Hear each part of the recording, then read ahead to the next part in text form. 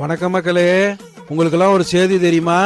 நம்ம புதுச்சேரி சுகாதாரத்துறை அலுவலக வாசல்ல தேசிய சுகாதார இயக்கம் அதாயா NHM அதுக்கு கீழே வேலை செய்யற 700க்கும் மேற்பட்ட பணியாளர்கள் அறிவிச்ச சம்பள உயர்வை உடனே வழங்க சொல்லி 24ஆம் தேதியிலிருந்து உள்ளிருப்பு போராட்டம் நடத்திட்டு இருக்காங்களாம் இல்லையா?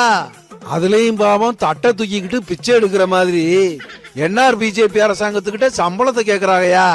இந்த தேசிய கிராமப்புற சுகாதார இயக்கங்கிறது அதாயா NHM கீழே செயல்படுற ஒரு முக்கியமான திட்டம்யா.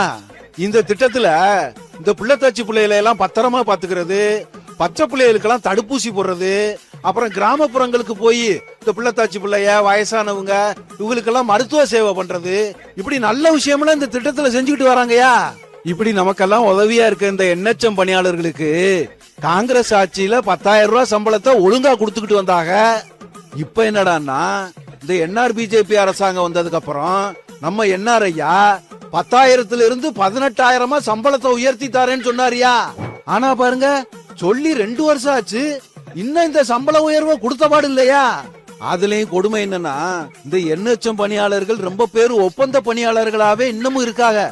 அவங்களுக்கு இன்னும் நிரந்தரமா பணியமர்த்தல. அதனாலதான் அந்த NHM பணியாளர்கள் 700 பேரு தட்டை தூக்கிக்கிட்டு பிச்சை எடுக்கிற மாதிரி நூதனமா போராட ஆரம்பிச்சுட்டாங்க. இந்த புதுவை தாத்தா NHM பணியாளர்களுக்கு முழு ஆதரவு கொடுக்கறையா. Secure the workers who protect public health bro.